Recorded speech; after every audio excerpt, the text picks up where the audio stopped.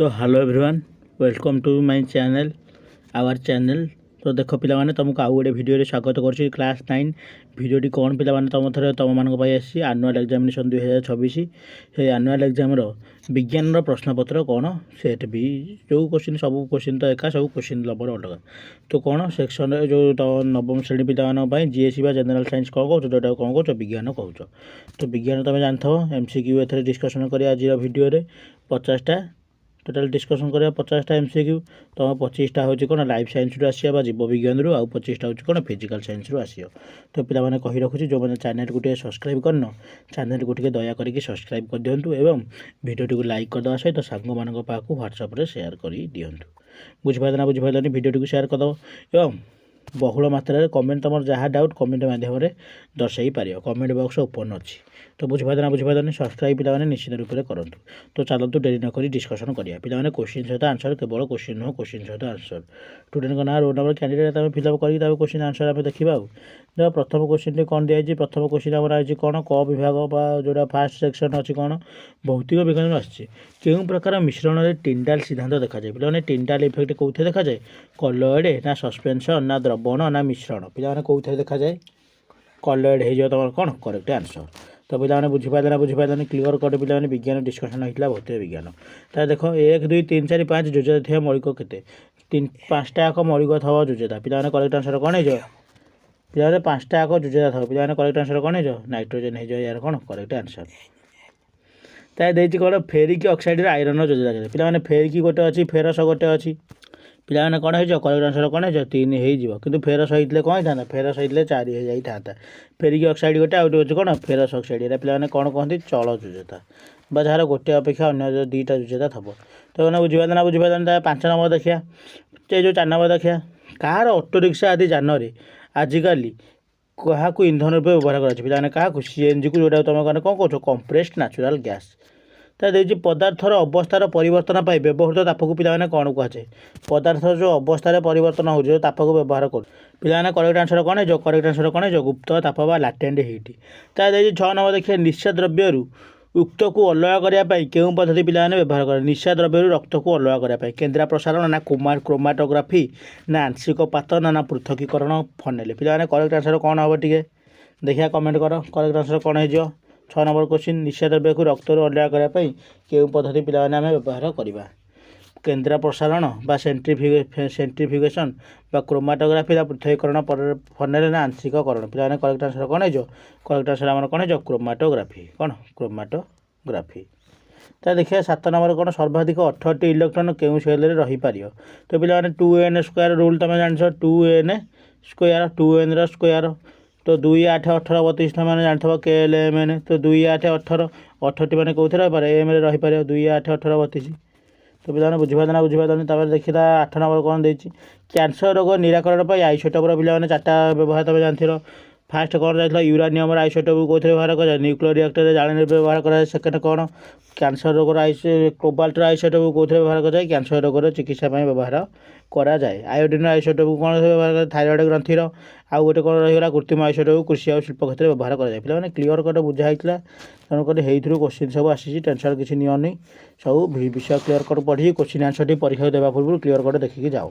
तो 9 नंबर कौन देती केउटी ठीक प्रतीक व संकेत नुहे H+ Mg2+ PO3- Br+ पिलाने ब्रोमीन जो प्लस देटा नुहे यहाँ कारण ब्रोमाइड हो माइनस इलेक्ट्रोन ये त्याग करेंगे तेणुक यहाँ नुहे Br+ के हेनी।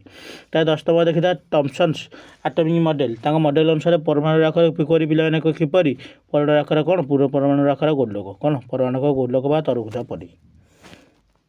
देखा जाए 11 number 1 newton into 1 metre square समान के 1 न्यूटन इंटू मीटर स्क्वायर पिलाने के पिलाने यहाँ कौन न्यूटन पर जदि मीटर स्क्वायर होता है न्यूटन हरण मीटर स्क्वायर ताहले होता कौन ताहले पास्काल होता कारण चापर एकक जहाँ पास्काल यहाँ भी होता न्यूटन पर मीटर स्क्वायर किंतु न्यूटन इंटू मीटर स्क्वायर देते पिलाने कहार या भितर ऑप्शन एकक ना जदि खाली न्यूटन इंटू मीटर होता ताहले होता करेक्ट आंसर कौन होता करेक्ट आंसर होता कौन जूल मैंने कौन यहाँ हूँ तुम कौन क्वेश्चन ऑप्शन टी ग्रेस भूल अच्छी तुम ग्रेस मार्क मिल माने बुझा चेष्टा कर जदि न्यूटन इंटू मीटर ताहले यहाँ कौन होता जूल होता शक्तिर जो शक्तिर कहूँ कार्य एकक आउ न्यूटन पर मीटर स्क्वायर होता माने न्यूटन हरण मीटर स्क्वायर ताहले होता कौन ताहले होता आमर कौन पास्कल जोटा कहते तापर एकक। ताहले देखिए 12 नंबर प्रयुक्त बल दिगरे विस्थापन हेले कार्यटी कौन हुए। प्रयुक्त बल दिगरे विस्थापन हेले कार्यटी कौन हो पॉजिटिव ना नेगेटिव ना जीरो ना कौन सी नुहे।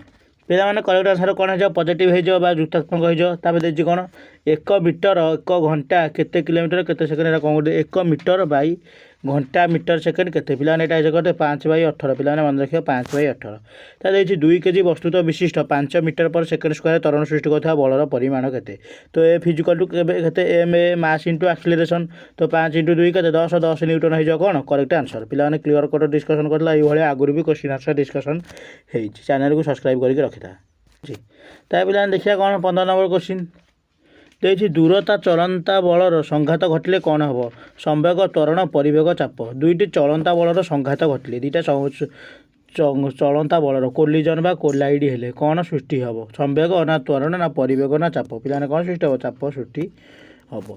तापर 16 नंबर देखिए कौन तापर 16 नंबर देखिए कौन लैक्टोमीटर केउं सूत्र द्वारा कार्य करे न्यूटन का नियम आर्किमेडिस का सूत्र जूल का नियम कौन सी नुहे। लैक्टोमीटर पिलाने लैक्टोमीटर कौन जान क्षीर पानी को अलग करने जो मेसीन अच्छी पिलाने करेक्ट आंसर कौन जो आर्किमेडिस का सूत्र कौन तो मैंने मन मन थी ना गोटे तरल में गोटे बढ़िया जे गोटे वस्तु गोटे तरल जो जल अपसारित हुए तो बुझीपारे देखो देखिए जी मूल्य के कैपिटाल जी पिलाने कैपिटाल जी मूल्य के 6.673 × 10⁻⁻11 newton metre square KG square पिलाने कौन हो करेक्ट आंसर कौन ऑप्शन नंबर सी। तो बुझीपारे देखिए संवेगर परिवर्तन हार क्या सहित सामान संवेगर परिवर्तन हार क्या सहित आम सामान संवेगर परिवर्तन हार संवेग जो रेट सामान चेंज हो कार्य शक्ति त्वरण बल पिलाने क्या सहित सामान पिलाने कौन हो बल हो यार करेक्ट आंसर बल बा force external force the rate of change of momentum is equal to कौन एक्सटर्नल फोर्स। तो देखिए कौन क्यों राशि वस्तुर वस्तुत्व परिवेगर संयोजन अटे वस्तुत्व इंटू परिवेग मास इंटू एक्सीलरेशन कौन ए इक्वल टू मा तुमको कहली तो बल हो करेक्ट आंसर फोर्स इक्वल कौन मास इंटू एक्सीलरेशन। तापर देखिए एसआई पद्धति तरंगर एकक कौन पिलाने तरंगर बेगर एकक कौन तरंगर स्पीड एकक कौन मीटर ना ये मीटर पर सेकेंड स्क्वायर मीटर पर सेकेंड बा मीटर सेकेंड इनवर्स बुझे तरंगर दग्य होते तार कौन है लांबड़ा हो जाई था। ताकि देखिए 1 किलोवाट आवर केते यूनिट पिला माने मन रखियो 1 किलोवाट आवर केते यूनिट 50 5 500 0.5 पिलाने केते 1000 यूनिट आम जानी।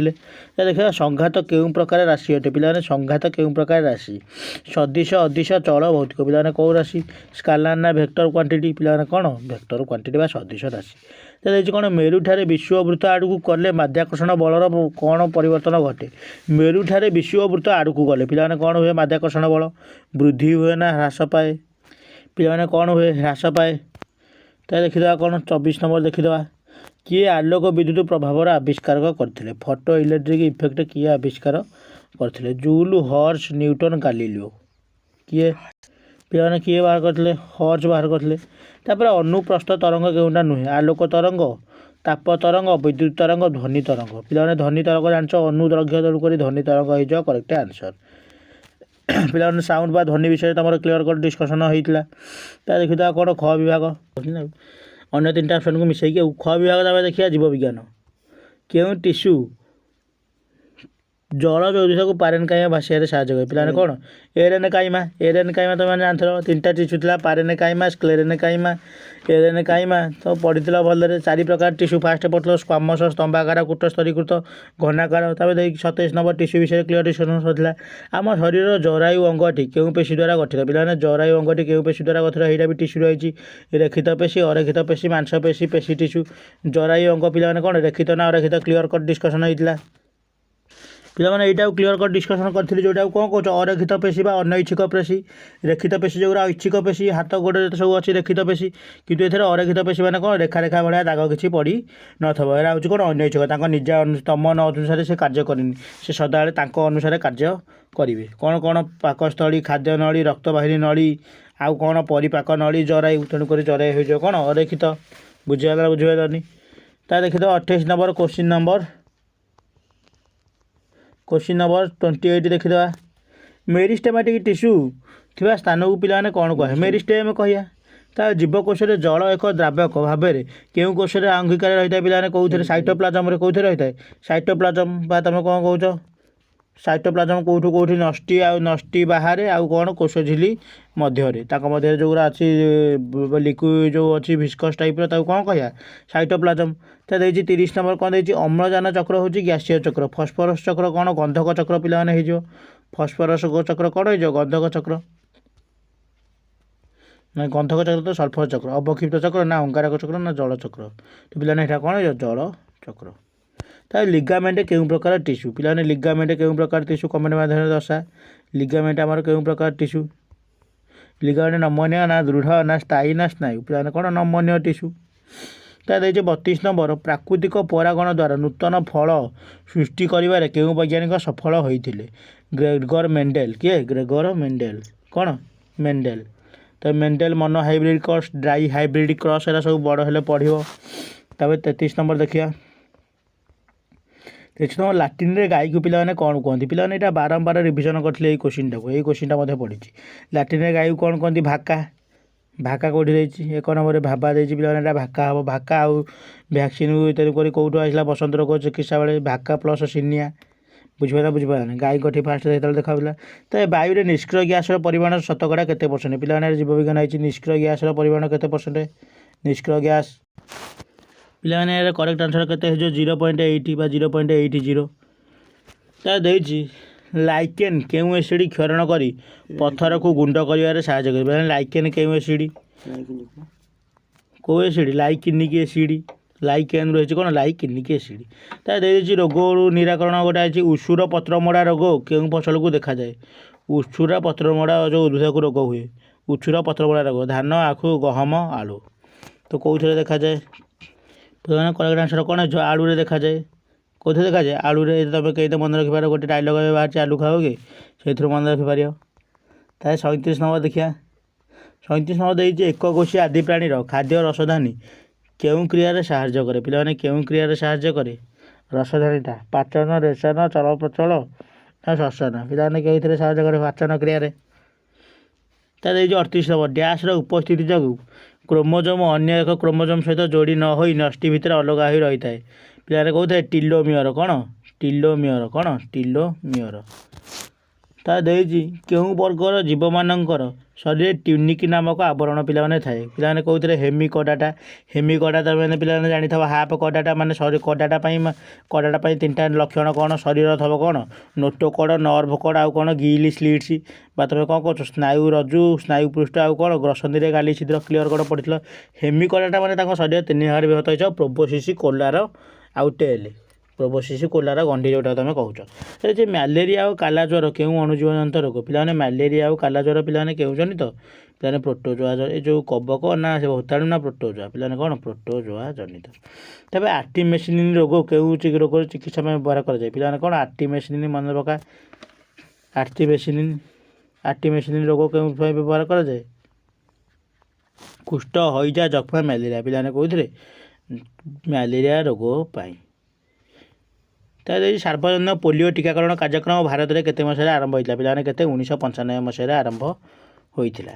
ଡେଙ୍ଗୁ ଜ୍ୱର କେଉଁ ମଶା ଦ୍ୱାରା ବ୍ୟାପିଥାଏ? ପିଲାମାନେ ଡେଙ୍ଗୁ ଜ୍ୱର କେଉଁ ମଶା ଦ୍ୱାରା ବ୍ୟାପିଥାଏ? ମାଇ ଏନୋଫିଲିସ୍ ମସ୍କିଟୋ। ତା ଦେଇଛି କେଉଁ ରୋଗଟି ଏକ ଆଦି ପ୍ରାଣୀ ରୋଗ ଯୋଗୁଁ ହୋଇଥାଏ? ଡେଙ୍ଗୁ, ପ୍ଲେଗ, ହଇଜା, ମ୍ୟାଲେରିଆ। ଆଦି ପ୍ରାଣୀ ଯୋଗୁଁ ହୋଇଥାଏ। ପିଲାମାନେ ଆଦି ପ୍ରାଣୀ ଯୋଗୁଁ କେଉଁ ରୋଗ ହୋଇଥାଏ? ଡେଙ୍ଗୁ ରୋଗ ହୋଇଥାଏ। ତା ଦେଇଛି ଶରୀରର ଡ୍ୟାସ୍ ଅଙ୍ଗ ଆକ୍ରାନ୍ତ ହେଲେ ଜଣ୍ଡିସ୍ ଲକ୍ଷଣ ଦେଖାଯାଏ? ଫୁସ୍ଫୁସ୍, ଯକୃତ, ହୃତ୍ପିଣ୍ଡ ନା ଅଗ୍ନାଶୟ? ପିଲାମାନେ କରେକ୍ଟ ଆନ୍ସର କ'ଣ ହେଇଯିବ? ଯକୃତ ହେଇଯିବ। ପିଲାମାନେ ବୁଝିପାରିଲେନି? 45ଟା ସରିଗଲା। 46ଟାକୁ ଦେଖିଦେବା କ'ଣ ଦେଇଛି। ପିଲାମାନେ ରକ୍ତରେ ଥିବା ମ୍ୟାଟ୍ରିକ୍ସକୁ କ'ଣ କୁହାଯାଏ? ପ୍ଲସି ବା ପ୍ଲାଜମା କୁହାଯାଏ। ଇଂଲିଶରେ କ'ଣ ହେବ? ପ୍ଲାଜମା କୁହାଯାଏ। ତ ଡ୍ୟାସ୍ ମାନଙ୍କୁ ଆଦିମ ମେରୁଦଣ୍ଡୀ ପ୍ରାଣୀ କୁହାଯାଏ। ପିଲାମାନେ କେଉଁକୁ? ସାଇକ୍ଲୋଷ୍ଟୋମାଟା ମାନଙ୍କୁ କ'ଣ କୁହାଯାଏ? ଆଦିମ ମେରୁଦଣ୍ଡୀ ପ୍ରାଣୀ। ତେବେ 48 ନମ୍ବର ଦେଖିବା। କେଉଁ ଭୂତାଣୁ ଏକ ଷ୍ଟ୍ରେନ୍ ଦ୍ୱାରା ସ୍ୱାଇନ୍ ଫ୍ଲୁ ହୋଇଥାଏ? ପିଲାମାନେ କ'ଣ ହେଇଯିବ? ପ୍ଲାଜମୋଡ଼ିୟମ୍ ନା HIV ନା ଇନଫ୍ଲୁଏଞ୍ଜା ନା DENV? ଏକ ଷ୍ଟ୍ରେନ୍ ଦ୍ୱାରା ସ୍ୱାଇନ୍ ଫ୍ଲୁ ହୋଇଥାଏ। ପିଲାମାନେ କ'ଣ ହେଇଥିବ? HIV ବା ଇନଫ୍ଲୁଏଞ୍ଜା। ପିଲାମାନେ ଏହାର କରେକ୍ଟ ଆନ୍ସର କ'ଣ? ତୁମେ କମେଣ୍ଟ ମାଧ୍ୟମରେ ନିଶ୍ଚିତ ରୂପେ ଦର୍ଶାଇବ। ତାହା ଦେଖିଦେବା କ'ଣ। 49 ନମ୍ବର ଥାଲୋଫାଇଟାର ନଗ୍ନ ଭ୍ରୂଣକୁ କ'ଣ କୁହାଯାଏ? ସ୍ପୋର କୁହାଯାଏ। କ'ଣ କୁହାଯାଏ? ସ୍ପୋର କୁହାଯାଏ। ଦେଇଛି କେଉଁ ଶତାବ୍ଦୀରେ ସାରା ପୃଥିବୀରେ ପ୍ଲେଗ ରୋଗ ସାରା ବିଶ୍ୱକୁ ମହାମାରୀ ରୂପେ ତ୍ରୟୋଦଶ ନା ଅଷ୍ଟାଦଶ ନା ସପ୍ତଦଶ ନା ଚତୁର୍ଦଶ। ପିଲାମାନେ ଏଇଟା କ୍ଲିୟର କଟ୍ ଆନ୍ସର କ'ଣ ହେବ ପିଲାମାନେ ମୁଁ ଜାଣିଛି, କିନ୍ତୁ ତୁମମାନଙ୍କ ପାଇଁ ଏଇଟା ଟାସ୍କ ରହିଲେ କମେଣ୍ଟ ମାଧ୍ୟମରେ ନିଶ୍ଚିତ ଦର୍ଶାଇବ। ଯେ ଶେଷ ପର୍ଯ୍ୟନ୍ତ ଦେଖୁଥିବ ତାହେଲେ ମୁଁ ଜାଣିବି ସେ କୋଶ୍ଚିନ୍ଟି ଶେଷ ପର୍ଯ୍ୟନ୍ତ ଦେଖିଛି। କ୍ଲିୟର କଟ୍ ଖାତାରେ ରଫ୍ ଖାତା ପେନ୍ ଧରି କ୍ଲିୟର କଟ୍ ରିଭିଜନ୍ କରିକି ଲେଖିକି ରଖିଛି। ତ ଭିଡ଼ିଓକୁ ଶେଷ ପର୍ଯ୍ୟନ୍ତ ଦେଖିଥିବାରୁ ଅଶେଷ ଅଶେଷ ଧନ୍ୟବାଦ। ଚ୍ୟାନେଲକୁ ଗୋଟିଏ ପିଲାମାନେ ସବସ୍କ୍ରାଇବ୍ କରିଦିଅ। ଏଇଭଳି ଭିଡ଼ିଓ ପାଇବା ପାଇଁ ଗୁରୁତ୍ୱପୂର୍ଣ୍ଣ ଏକ୍ଜାମ୍ ପୂର୍ବରୁ ନିଶ୍ଚିତ ରୂପେ ଦେଖିକି ଆସିବ, ତୁମର ଭଲ ହେବ। ଧନ୍ୟବାଦ। ଦେଖା ହେବା ଆଉ ଗୋଟିଏ ଭିଡ଼ିଓରେ।